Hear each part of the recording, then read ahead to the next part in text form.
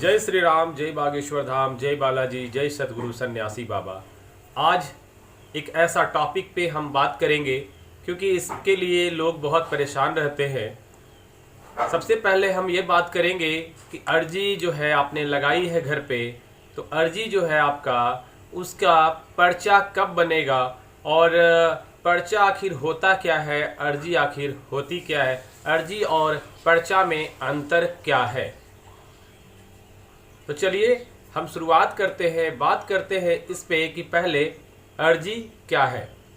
अर्जी आखिर हम बागेश्वर धाम में लगाए या फिर अपने घर से पूजा पाठ करके माध्यम से लगाए। अर्जी तो अर्जी है। अर्जी का मतलब सीधा एक ही शब्द है कि आपने जो है कुछ अपनी मनोकामना जो है वो भगवान के चरणों पे रखा है, भगवान के चरणों के पास रखा है। आपकी इच्छा जो है वो आपने आप भगवान प्रभु को बताया है, बालाजी को बताया है। आपकी जो भी अभिलाषा है, जो भी आपकी एक कहे तो एक एप्लीकेशन है, वो आपने एक एप्लीकेशन जो है बागेश्वर धाम में पहुंचाया है या फिर अपने घर से आपने लगाया है। ये दो कार्य आप कर रहे हैं। तो घर से अर्जी कैसे लगती है, बागेश्वर धाम में जाकर अर्जी कैसे लगती है, यह सब मैंने बहुत सारा वीडियो बना भी दिया है और आप मेरे चैनल पर जाकर देख सकते हैं।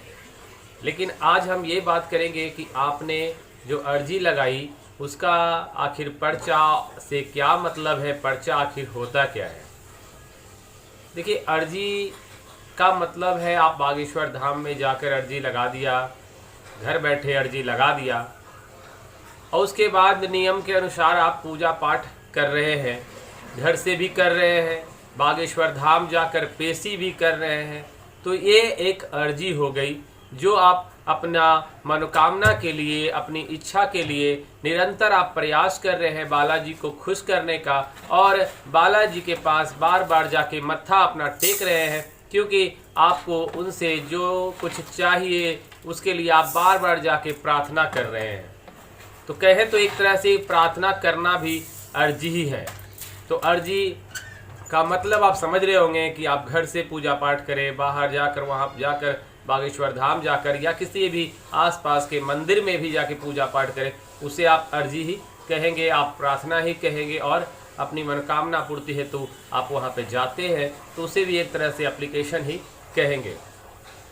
अर्जी ऐसा नहीं है कि आप बागेश्वर धाम में आज लगा रहे हैं। आप जब भी पूजा करते होंगे, किसी भी मंदिर में जाते हैं, किसी भी आप बड़े बड़े सिद्ध पीठ में जाते हैं तो आप अर्जी अवश्य लगाते ही होंगे, क्योंकि आप वहां जाके अपनी मनोकामना बताते ही होंगे।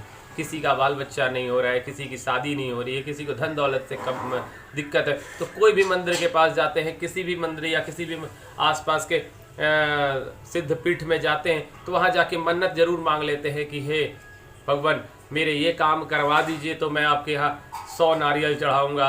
कोई है भैया जितना जितना जिसका जैसा है वैसा सब घुस जो है भगवान को बोल के आ ही जाता है। लेकिन चलिए ये बात तो ठीक है, तो वो हो गई अर्जी। अब पर्चा कैसे बनता है और पर्चा है आखिर क्या।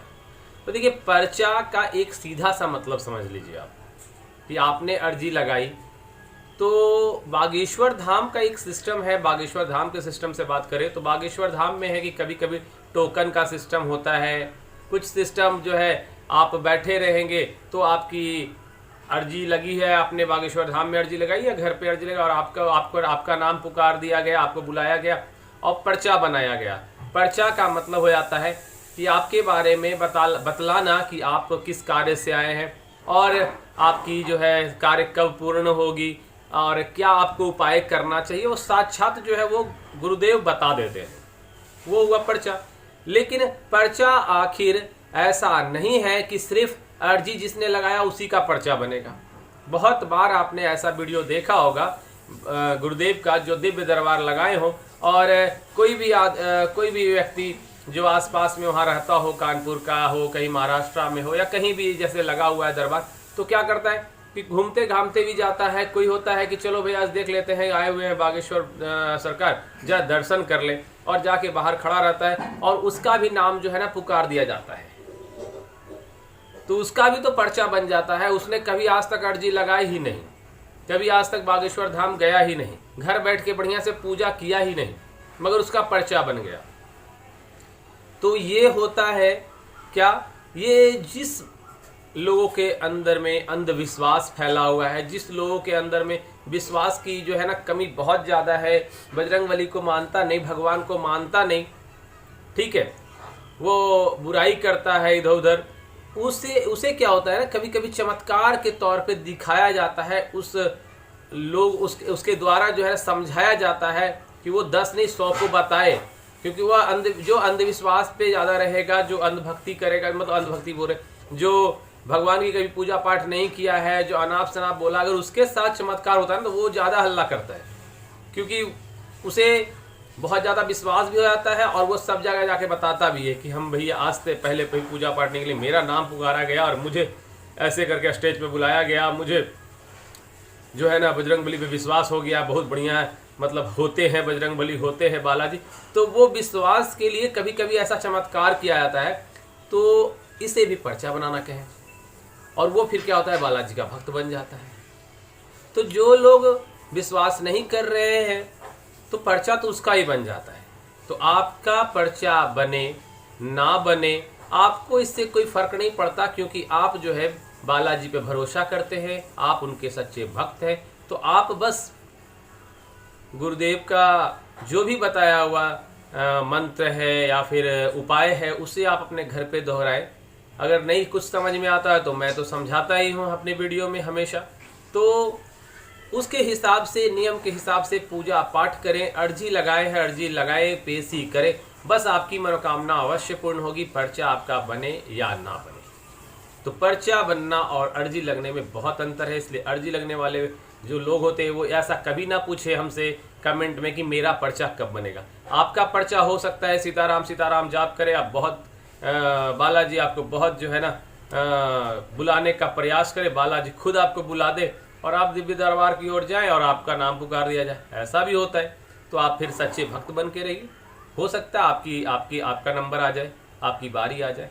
तो इसके आप सोच में विचार में मत रहिए, आप बस सोचिए कि हाँ आप पूजा पाठ नियम के साथ अपने घर पे कर रहे हैं और आपकी मनोकामना अवश्य पूर्ण होगी। बालाजी पे विश्वास रखें, पूर्ण विश्वास रख के आप नियमों का पालन करते रहें। तो बस इतना ही। जय जय सियाराम, जय बागेश्वर धाम, जय बालाजी, जय